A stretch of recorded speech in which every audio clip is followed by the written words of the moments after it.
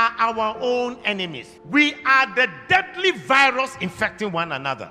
I read an article that talks about a man said, I got the opportunity to meet 6 rich Ghanaian men, and I asked them this question: why are they not building factories for the youth of this country to get a job to do? These 6 rich businessmen burst into laughter as if I have said something funny. Then one said, the people shouting, no food, no jobs are all thieves. The writer said, I said, really? I was shocked.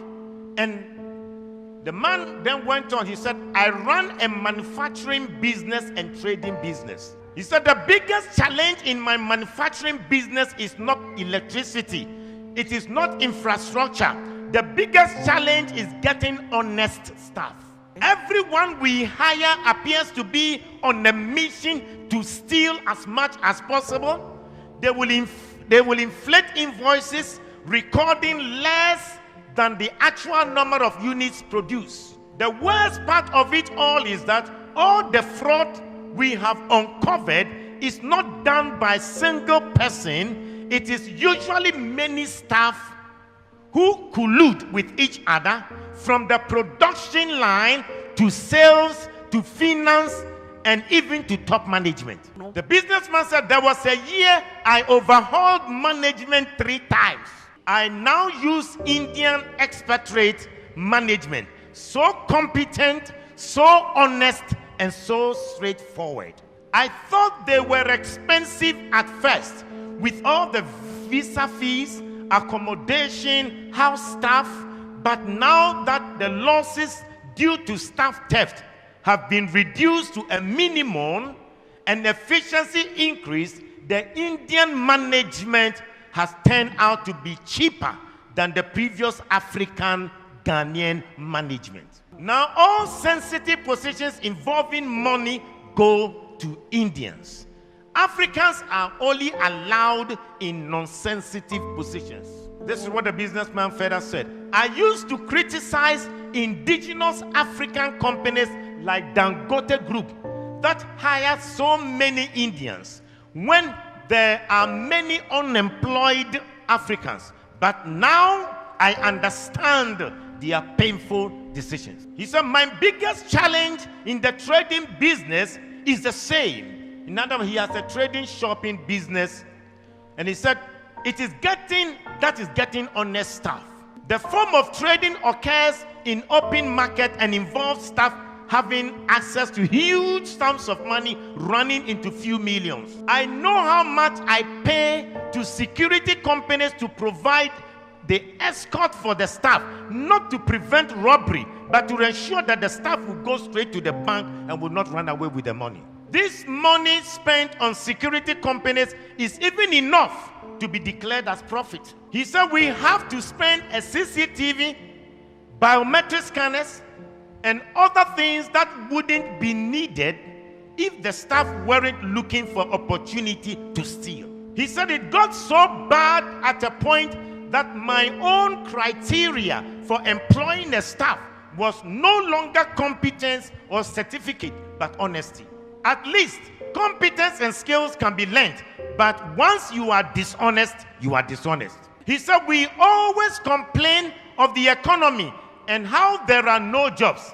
I know people abroad who would have loved to set up job creating businesses in Ghana, but they can't because they can't get a trustworthy person to manage the business. He said, I know people in Ghana with so much money, they want to start factories and other job creating businesses, but they can't because they are occupied elsewhere and they can't get any trustworthy person to run the business. Instead of investing in the real sector and creating jobs, they would rather buy treasury bills and keep their money than opening a business to employ Ghanaians. He said Dangote can open a shop and businesses in every African country in this world.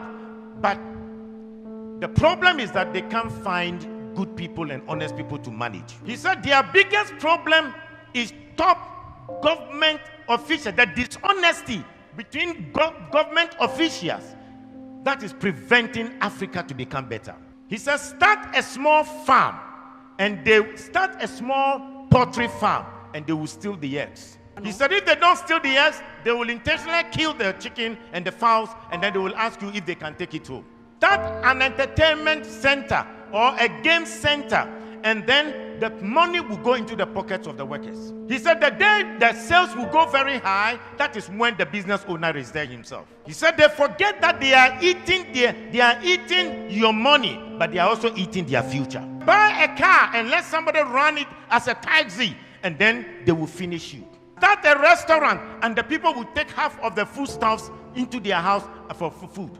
He said even the small business shops, the small kiosks in town, people will still find a way to steal from the shop owners. The worst thing that happens is that they will make this code that that every person eats from where he works. They will justify the stealing. He said, I usually say the reason most Ghanaians haven't stolen billions of money is that they haven't gotten the opportunity. How can a businessman say that he managed his company and the Ghanaians he employed were running down the company?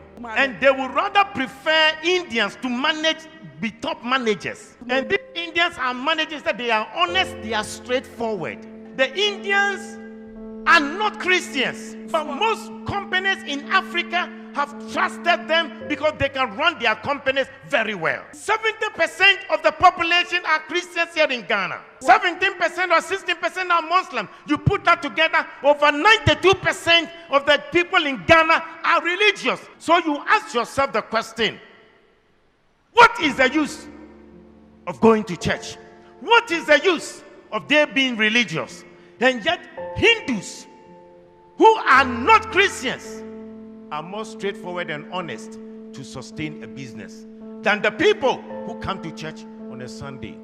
We are our own enemies. The businessman said, you wonder why there are no jobs? The people you meet them on the streets, if they are asking for a job, you employ them today. Tomorrow they will run your company down.